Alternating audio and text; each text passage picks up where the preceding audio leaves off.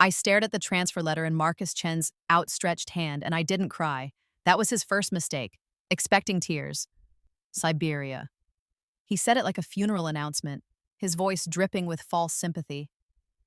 I know it's not ideal, Jennifer, but after the incident with the Kawamoto deal, the board feels a change of scenery might be best. The incident. As if I'd been the one to torch a $50 million contract.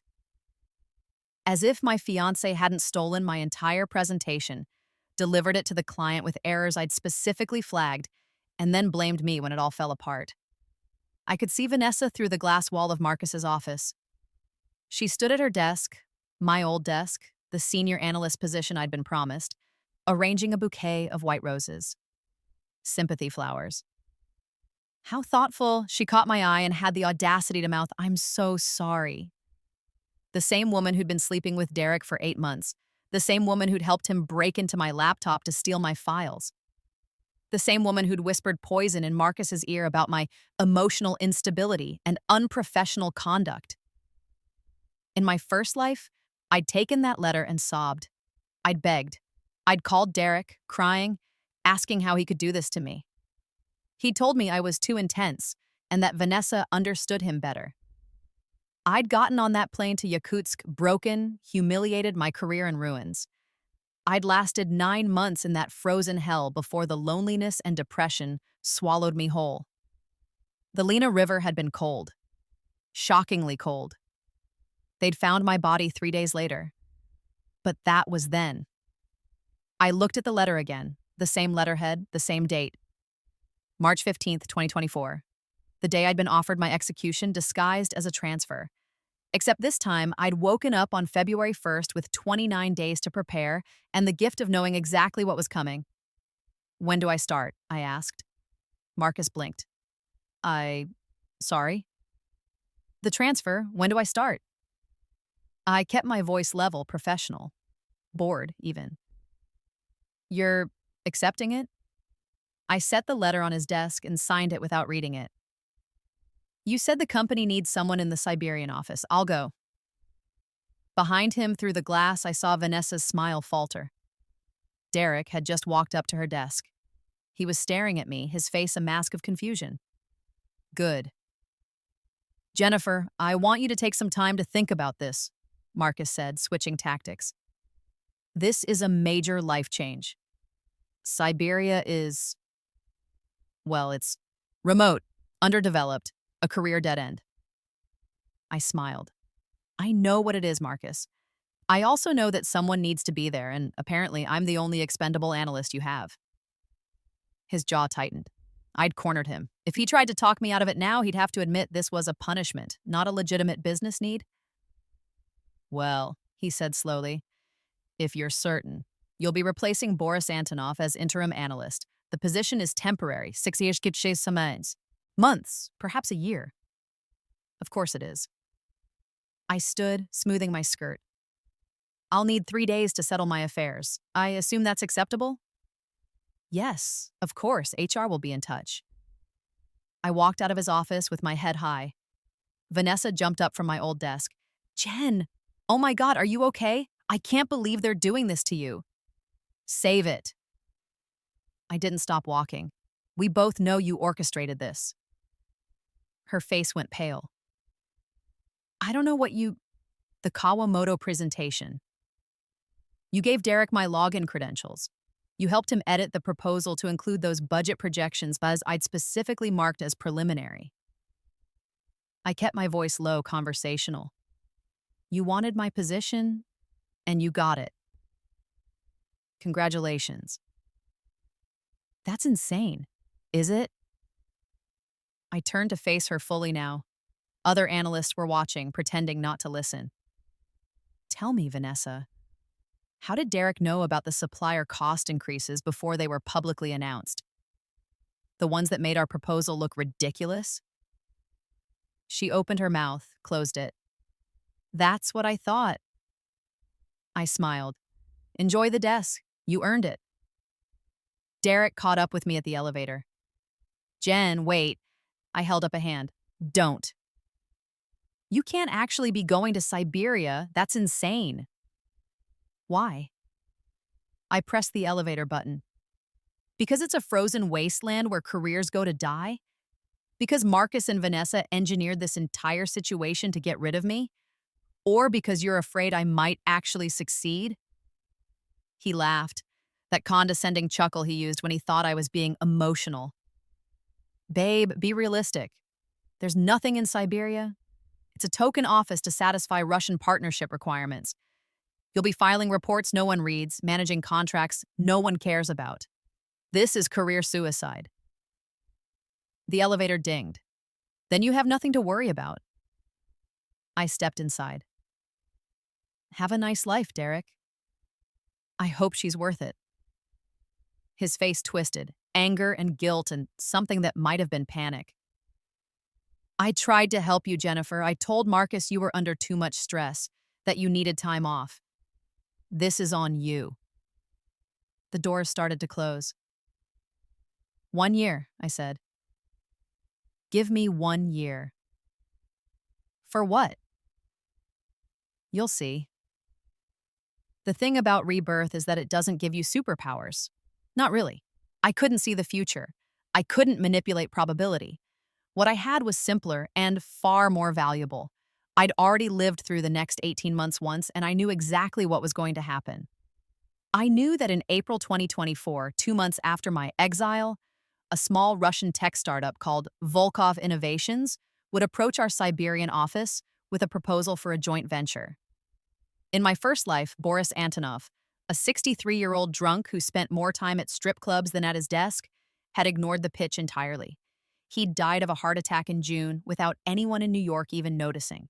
I knew that Volkov Innovations would pivot to our competitor, Jensen, Global, and that their proprietary rare earth mineral extraction technology would be worth $2.3 billion within 3 years. I knew that Jensen Global's stock would soar 340%, and that Marcus Chen would be fired in 2025 for missing obvious opportunities in emerging markets.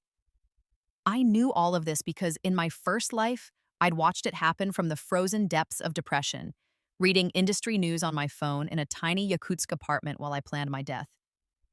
This time would be different. This time, I was going to take everything they'd tried to bury me with and turn it into a weapon. The flight to Yakutsk took 13 hours with a layover in Moscow. I spent the time reviewing everything I could remember about Volkov Innovations, their founder, Dmitry Volkov, and the specific technical specifications of their extraction process. In my first life, I'd been too broken to pay attention. This time, I was obsessive. I landed in Yakutsk on March 19th to minus 30-degree weather and a sky so gray it looked like concrete. The company had arranged for a car, an ancient Toyota that rattled like it was held together with duct tape and prayers.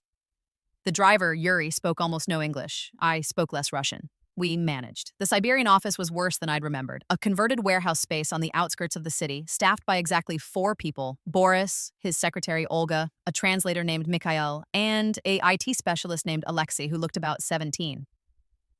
Boris took one look at me and laughed. So Marcus finally sent someone, he said in heavily accented English. Little girl from New York. This should be good.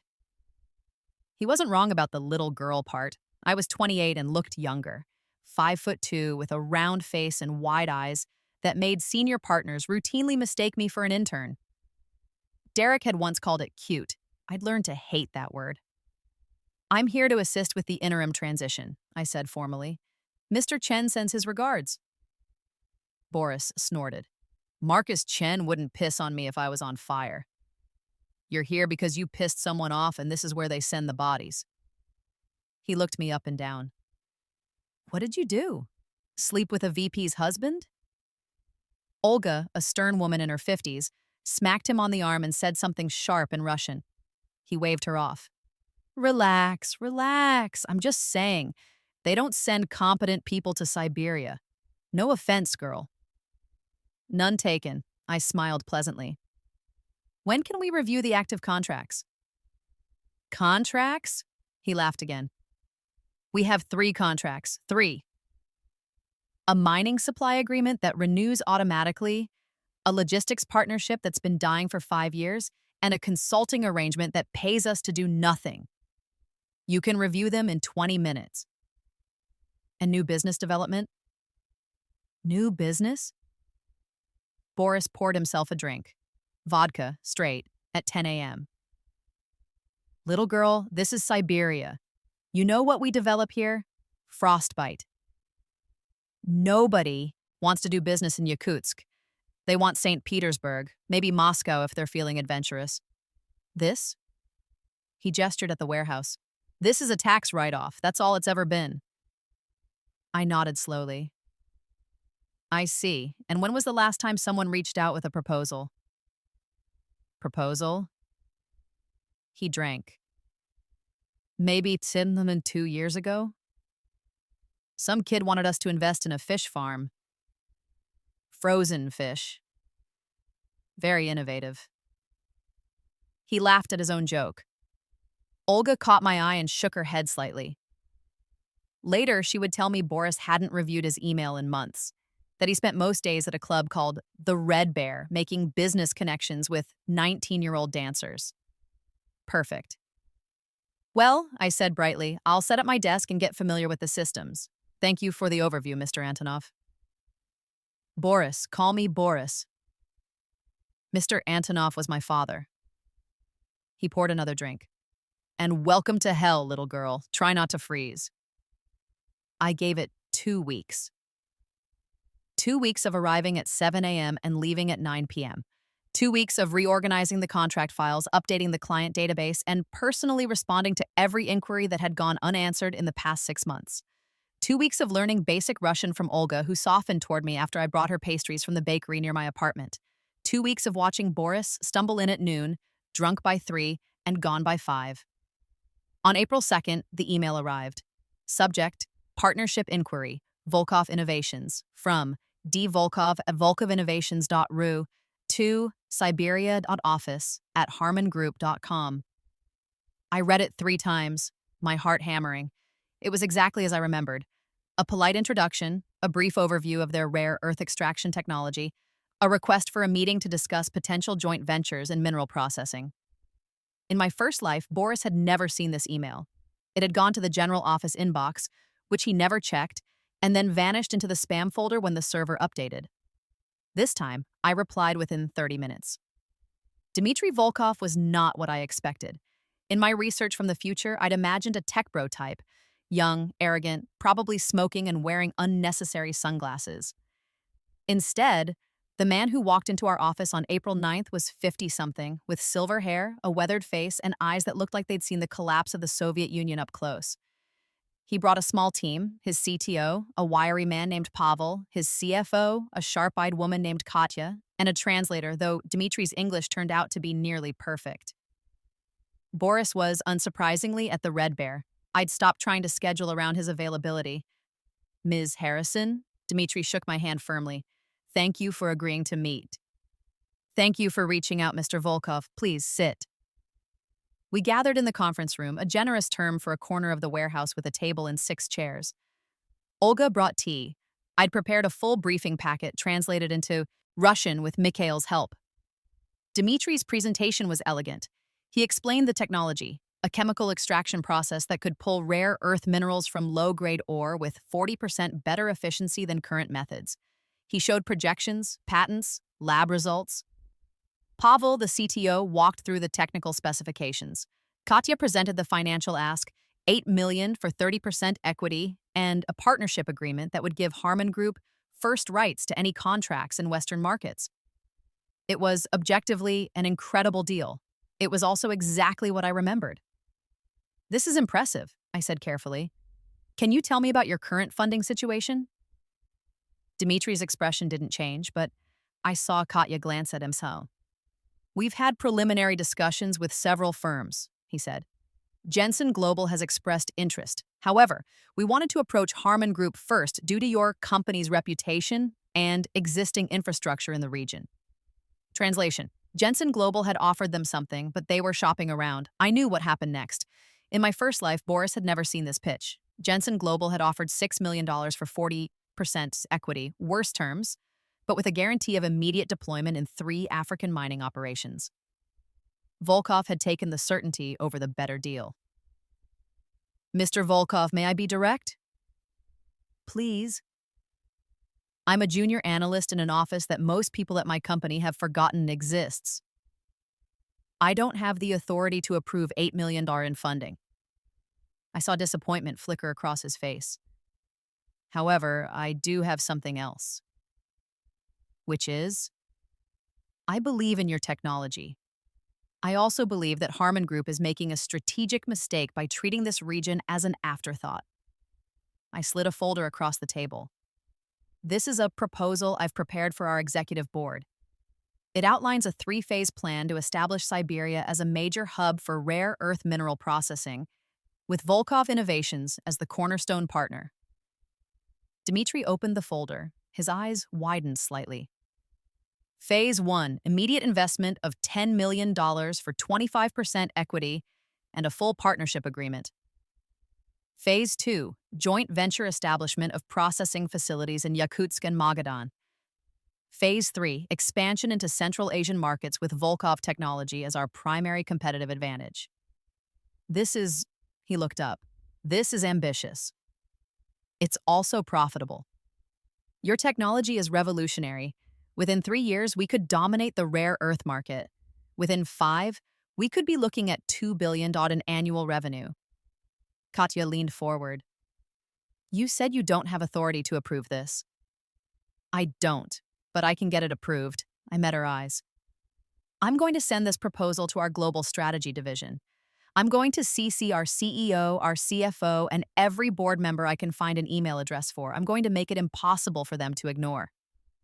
And if they say no? Dmitry asked. Then you take Jensen's offer and in 3 years, they'll be kicking themselves. I smiled. But they won't say no. The numbers are too good. They'll say yes, and then they'll take credit for the idea, and I'll go back to being a junior analyst filing reports no one reads. There was a long silence. Why? Dmitry asked finally. Why do this? I thought about Derek's face when the elevator doors closed. I thought about Vanessa at my old desk. I thought about Marcus handing me that transfer letter like a death sentence. Because someone once told me there was nothing in Siberia, I said. I'd like to prove them wrong. Dmitry smiled, a real smile this time, reaching his eyes. Ms. Harrison, I think we are going to do great things together. I sent the proposal on April 10th at 3 a.m., which was 6 p.m. in New York. I CC'd 17 people, including Marcus Chen, the Global Strategy VP, the CFO, 2 board members, and, just to be petty, Derek Zhao and Vanessa Cooper. Then I went to bed and slept for 11 hours. When I woke up, my phone was on fire. 47 emails, 12 missed calls, 6 voicemails. The first email was from Marcus, call me immediately. The second was from the Global Strategy VP, Amanda Reeves. Conference call scheduled for 4 p.m. EST today. Attendance mandatory. The third was from Derek. What the hell are you doing? I ignored all of them until 4 p.m. New York time, which was midnight in Yakutsk. I made coffee, put on actual clothes instead of pajamas, and dialed into the conference call. Jennifer, Marcus's voice was tight. Would you like to explain why you sent an unauthorized $10 million proposal to the entire executive board? I'm sorry, Marcus. I was under the impression that new business development was part of my role here. New business development requires approval. You don't just... Actually, Amanda Reeves cut in. I've reviewed Ms. Harrison's proposal. It's quite thorough. Dmitry Volkov has an impressive track record, and the technology specifications check out. I've had our tech team review the patents. This is legitimate. Silence on the line. Amanda, Marcus said carefully, I appreciate your diligence, but Jennifer is a junior analyst. This kind of strategic partnership needs proper vetting, relationship building, executive oversight, which is why I'm recommending we fast-track this. Amanda's voice was cool, professional. Volkov is already in discussions with Jensen Global. If we don't move quickly, we lose the opportunity entirely. Jennifer, you said you've already met with the Volkov team? Yes, ma'am, last week. I have full documentation of the meeting, including technical specifications, financial projections, and a preliminary term sheet.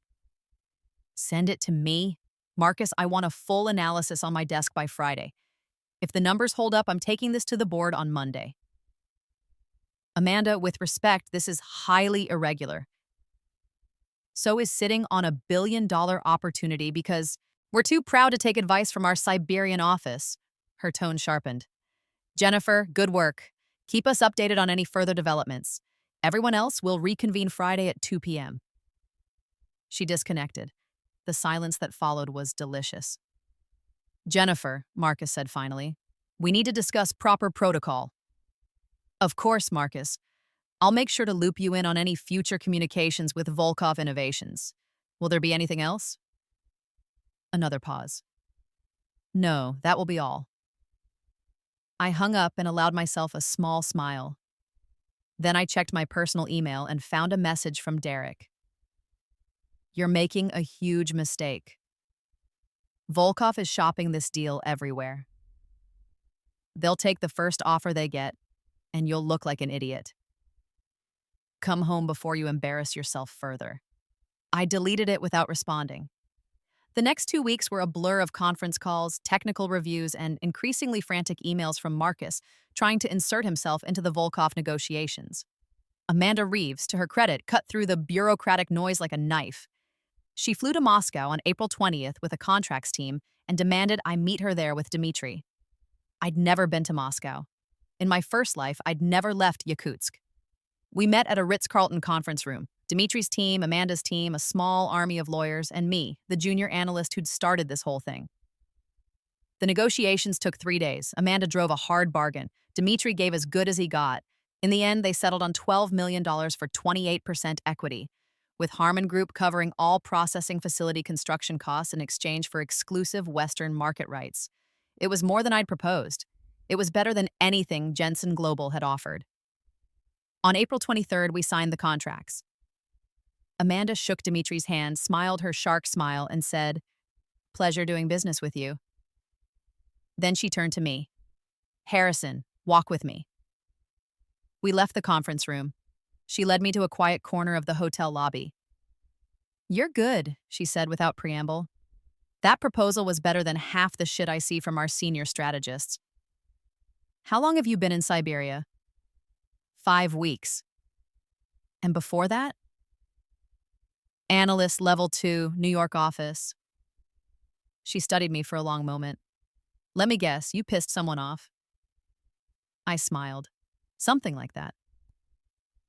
"Well, you've made Marcus look like an idiot, which I appreciate since he's been trying to undermine my division for 2 years. You've also just landed us what's going to be the most profitable partnership this company has seen in a decade." She pulled out her phone. "I'm putting you on my team. Officially, you'll still be based in Siberia. We need someone competent on the ground for the Volkov rollout. Unofficially, you report directly to me. Your title is now Senior Analyst Emerging Markets. Congratulations." I blinked. Thank you." "Don't thank me. You earned it." She handed me her card. "I'll have HR send the formal offer. In the meantime, stay in touch with Volkov. Make sure this deal actually happens. Can you do that?" "Yes, ma'am." "Good. And Harrison?" She smiled, a real smile this time, not the shark one. "Whatever asshole sent you to Siberia as a punishment just did you the biggest favor of your career. Make sure he knows it." I didn't have to. The announcement went out on May 1st. Harman Group partners with Volkov Innovations in landmark 12 Nadamer deal. It hit the industry news immediately. Within hours, our stock was up 6%. Within days, Forbes was calling it the rare earth partnership that could reshape global mineral processing. My name was in the press release. Not prominently, I was listed as the Siberian regional analyst who initially identified the opportunity. But it was there. Amanda Reeves was quoted as the strategic mastermind. Marcus Chen wasn't mentioned at all. On May 3rd, I got an email from Vanessa. "Hey, Jen, congrats on the Volkov deal. I always knew you were talented. Let me know when you're back in NYS. We should grab coffee and catch up." I archived it without responding. On May 5th, Derek called. I let it go to voicemail. Jen, it's me. Look, I know things ended badly between us, but I've been thinking maybe we were too hasty. You're obviously killing it out there, and I miss you. Call me back. Please. I deleted it. On May 7th, Marcus sent a terse message. Jennifer, we need to discuss your reporting structure and integration with the broader New York team. Please schedule a call at your earliest convenience. I responded, currently focused on Phase 2 implementation with Volkov team. We'll circle back in June. I didn't circle back in June. Phase 2 of the Volkov partnership launched in July. Construction began on the first processing facility in Yakutsk. Dmitri's team moved into a new headquarters, still in Siberia, but now with actual funding, actual equipment, and actual prospects. Amanda promoted me again in August, regional manager, Siberian operations. Boris had a fatal heart attack in June, exactly as he had in my first life. The difference was that this time, people in New York noticed because the Siberian office was no longer a forgotten backwater. It was the fastest growing division in the company. They sent a replacement from Moscow, a competent middle manager named Sergei, who was smart enough to let me do my job. Olga became my assistant. Mikhail led the expanded translation team. Alexei grew the IT department from one teenager to a full staff. By September, we had 40 employees. By October, the first processing facility was operational, and we were extracting rare earth minerals at unprecedented efficiency. By November, Amanda was angling to create an entirely new division, emerging market strategy, with me as the deputy director. By December, Jensen Global's stock was down 8%, and they'd fired 2 VPs for missing critical opportunities in the rare earth sector. And in January 2025, exactly 10 months after I'd been exiled to Siberia, I got the call. Jennifer, Amanda's voice was warm.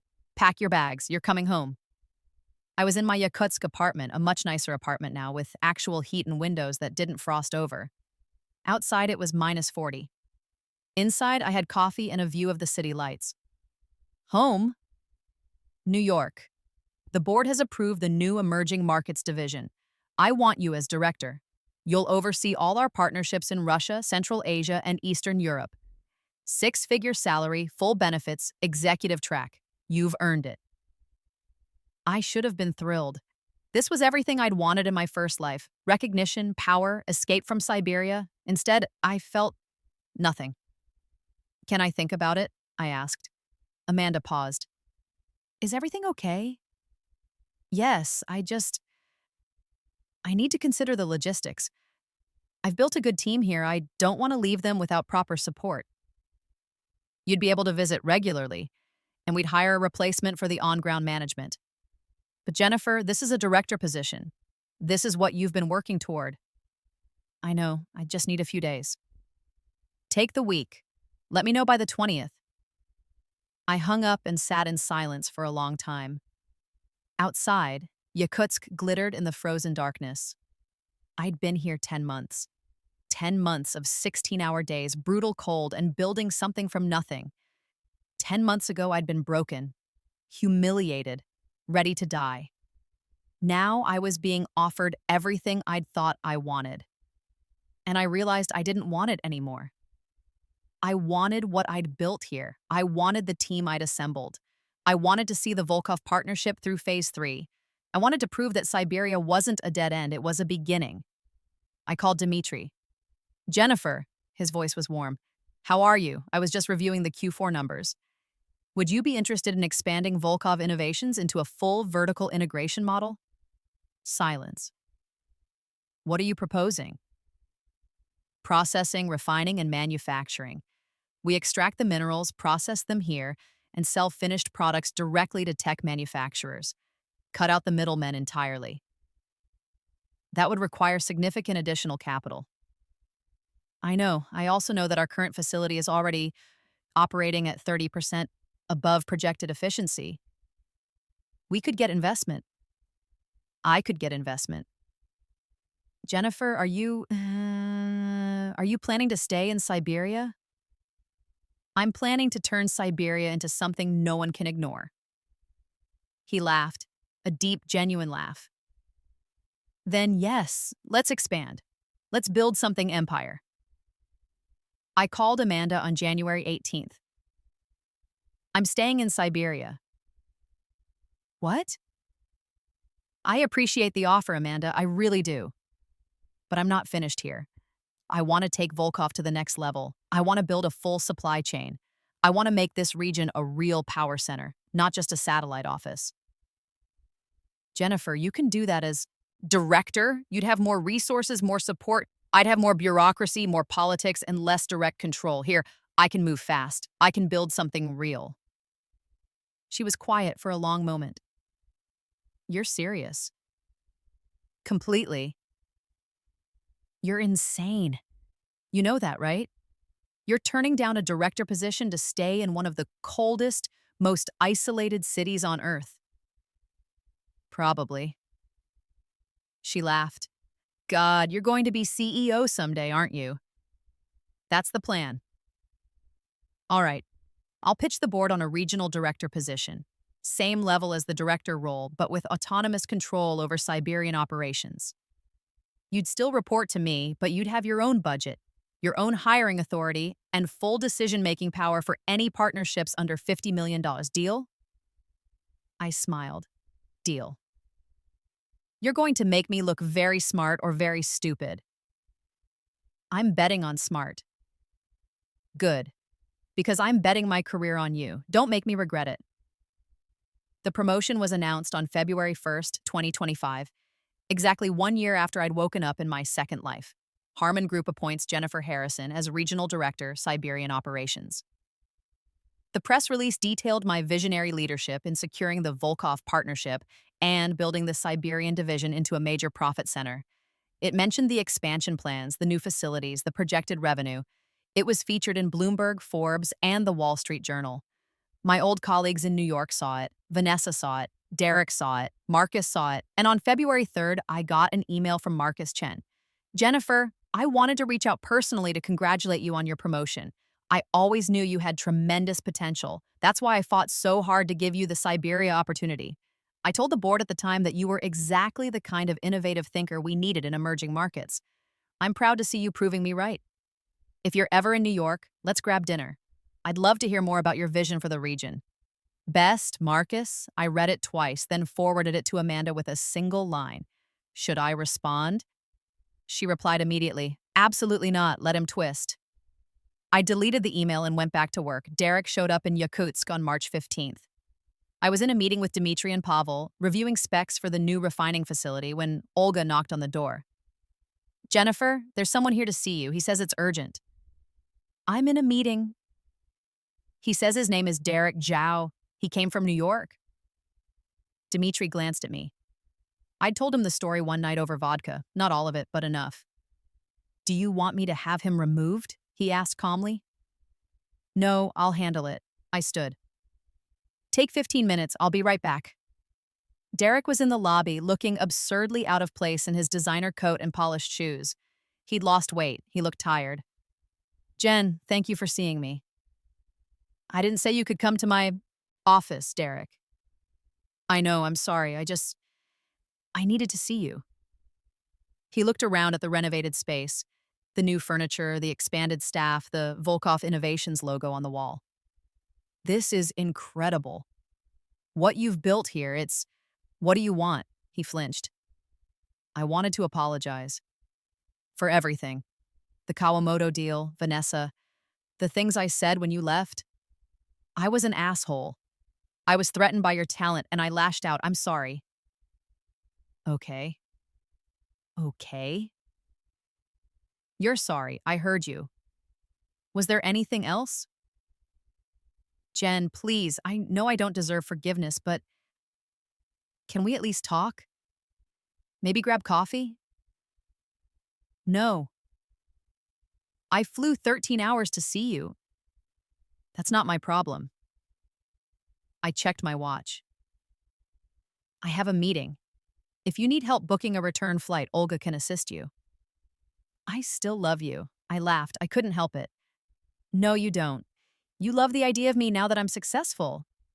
You loved Vanessa when you thought she could help your career. You loved yourself the whole time. That's not fair. You stole my work. You blame me for your mistakes. You helped destroy my career because it benefited you. I stepped closer. And then you told me I was being emotional and that I needed to be realistic. So here I am, Derek, being realistic. Realistically, you're a mediocre analyst with good hair and better connections. Realistically, I never needed you. I was just too insecure to see it. His face went red. Fuck you, Jennifer. You think you're so special now because you got lucky with one deal? One deal that's generated $800 million in revenue and counting. One deal that's made me regional director while you're still a senior analyst working for Marcus Chen. I smiled. How is Marcus, by the way? I heard the board is reviewing his division for strategic misalignment. That must be stressful. You're different, he said quietly.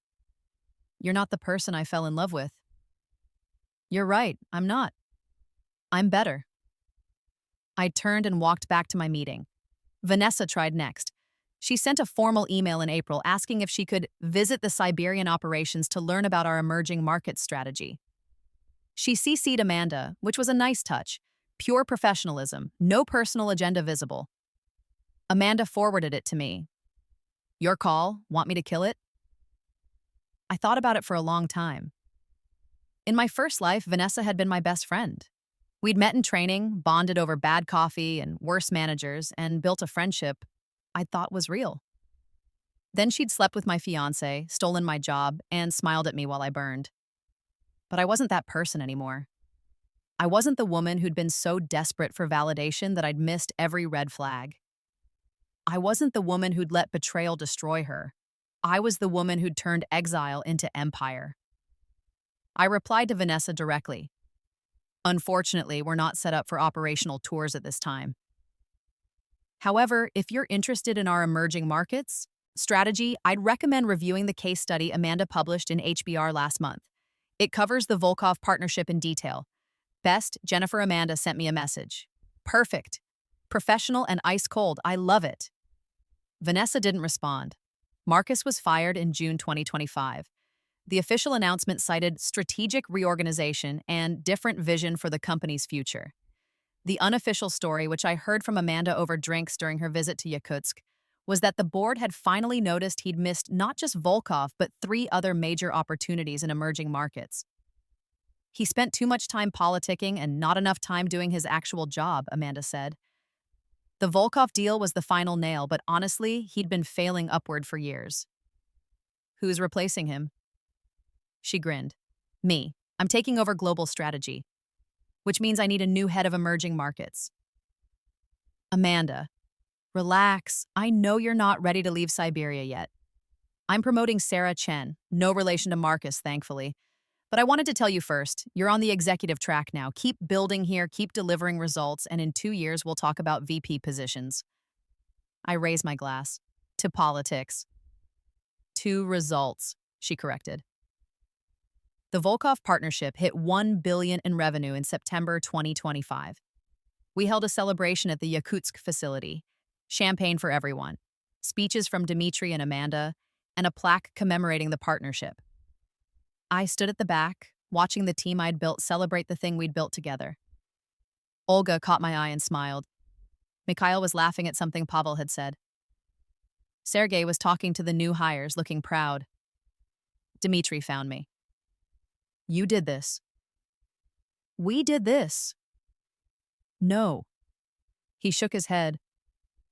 I had the technology, yes. But you had the vision. You saw what this could be when everyone else saw nothing. You turned exile into opportunity. He raised his glass. To Jennifer Harrison, the woman who proved that Siberia is not the end of the world, it is the beginning. Everyone turned to look at me. I felt my face heat. Speech, someone called. No, I don't think it. Speech. I sighed and moved to the front. 40 pairs of eyes watched me. I'm not good at speeches, I started, but I want to say thank you. When I came here 18 months ago, everyone told me I was finished. They said Siberia was where careers went to die, that I'd never recover, that I should just accept defeat. I looked around the room, but I didn't accept it, and neither did any of you. We built something here.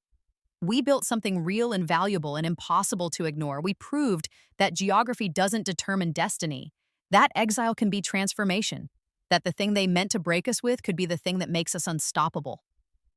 I raised my glass to second chances, to proving people wrong, and to building empires in places they said nothing could grow. To empire, Demetres shouted. To empire, everyone echoed.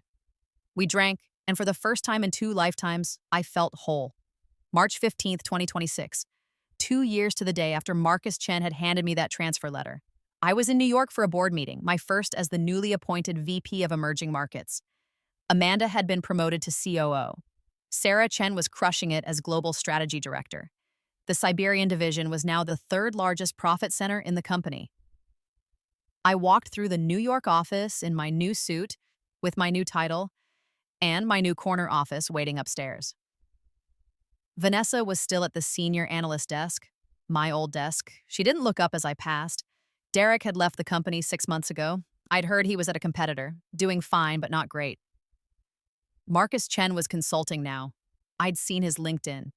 He posted a lot about strategic thinking and leadership lessons. His engagement was mediocre. I should have felt triumphant. I should have felt vindicated. Instead, I just felt tired. Amanda found me in my new office, staring out at the Manhattan skyline. Second thoughts? No, just processing. You earned this, you know. The Volkov deal alone would have been enough, but you've closed 6 more partnerships in the past year. You've turned Siberia into a powerhouse. You've made this company more money than most VPs make in a decade. I know. But sometimes I wonder if it was worth it. The cold, the isolation, the years away from everything. Amanda sat on the edge of my desk. Let me tell you something. 5 years ago, I was exactly where you were. Junior position, made to feel invisible, watching mediocre men get promoted over me. I could have quit. I could have accepted it. Instead, I got angry, I got strategic, and I built a career where no one could ignore me. And was it worth it? She smiled. Ask me when I'm CEO. I laughed. How long do you think that'll take? 3 years, maybe 4. She stood. And when I get there, I'm going to need a COO I can trust. Someone who knows how to turn exile into empire. Interested? I looked out at the city, the place that had broken me once and that I'd conquered twice. Ask me in 3 years. Deal. I went back to Siberia in April. I'd been offered an apartment in Manhattan, but I kept my place in Yakutsk. I split my time now, 2 weeks in New York for meetings and strategy sessions, 2 weeks in Siberia for ground-level implementation. Some people thought I was crazy. Most people didn't understand. But I did. Siberia had broken me once. And then it had saved me. It had given me space to rebuild when I had nothing. It had given me opportunity when everyone said there was none. It had given me empire when I'd been promised only exile. I stood outside the Volkov Innovations headquarters one cold April evening, watching workers leave for the day.